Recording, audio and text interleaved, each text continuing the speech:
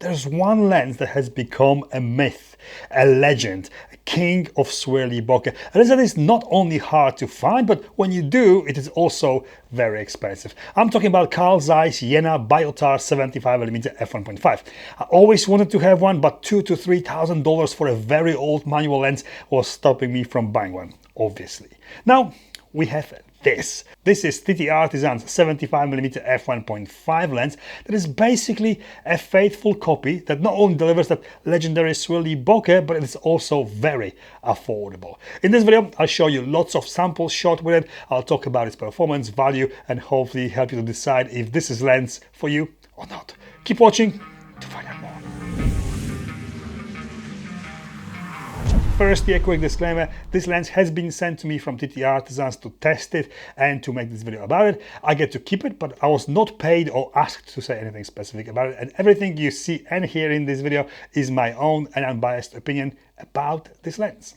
What TTArtisans have done here is truly cool. Yes, it would be nice to have a piece of history, a lens that has provenance, and it is an investment, but I also like new, unused lenses in pristine, untouched condition, and this is it. A classic reincarnation in a new, fungus-free, shiny form. Same form factor, same look, and most importantly, you do get that legendary Biotar 75mm swirly bokeh.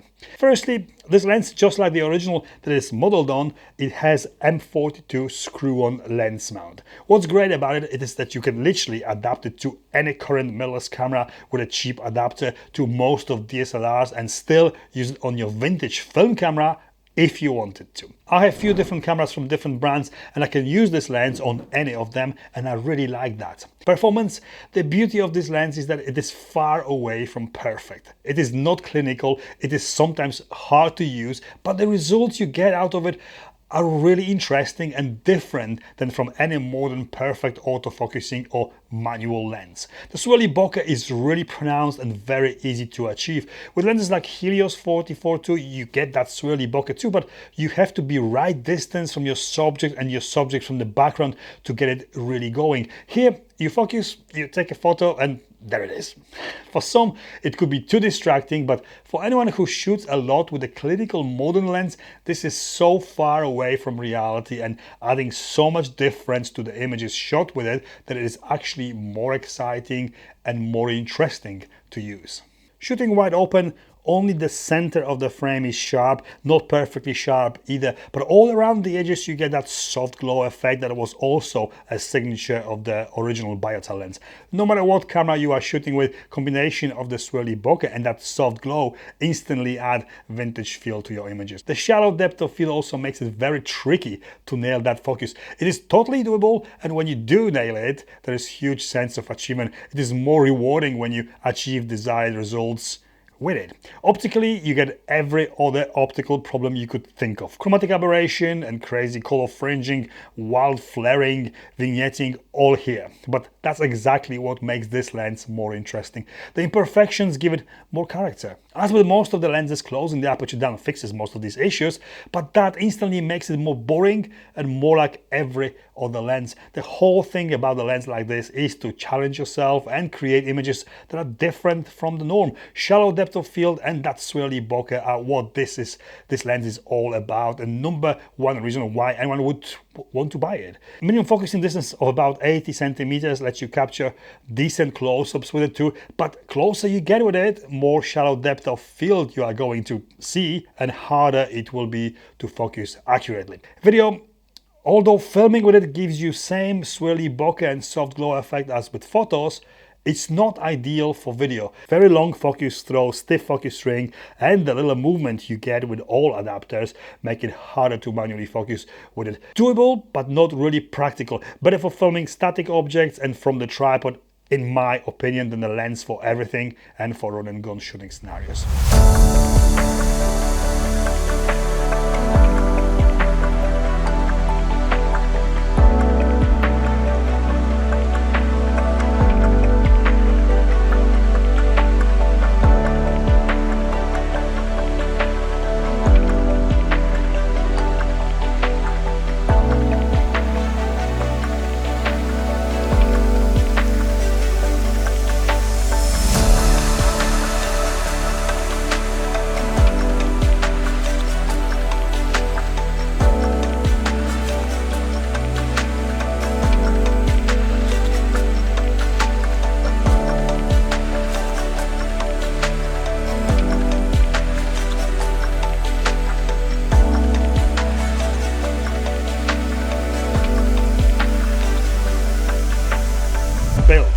all metal, absolutely solid old school design.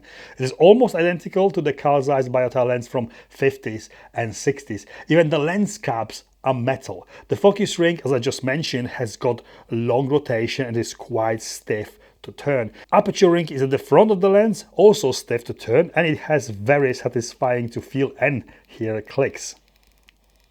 Filter thread of 58mm. I don't know if this is due to the thread on the adapters or the lens, but once the lens is mounted, screwed on the camera, the focus and aperture markings are on the other side of the lens.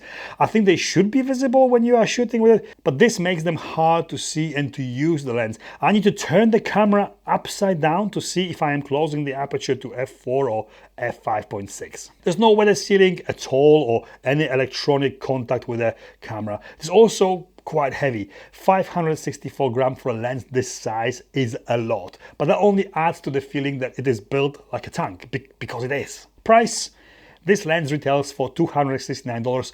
This is a very attractive price tag for a lens that is pretty much the same as the Carl Zeiss Biotar. This price makes it accessible and affordable, even if you just want to try it or only use once in a while. With the original, you pay a lot for the name and the provenance. Here, you get a brand new, imperfectly perfect lens for a fraction of the cost. Great value for money. Conclusion: if you like vintage lenses and you want a safe, pristine condition, brand new lens giving you a vintage vibe and the character, you'll struggle to find one better than this.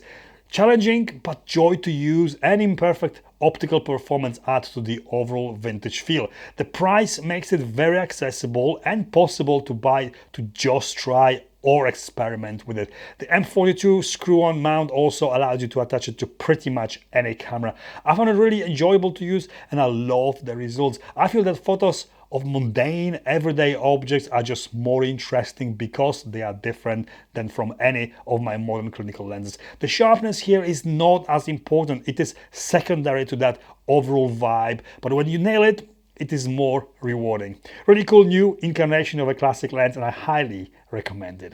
And this is it from me. I hope this video was helpful. If it was, please give me a thumbs up. All images in this video were edited using my own Lightroom presets. Link to them is in the description below. Please consider subscribing. Thank you for watching.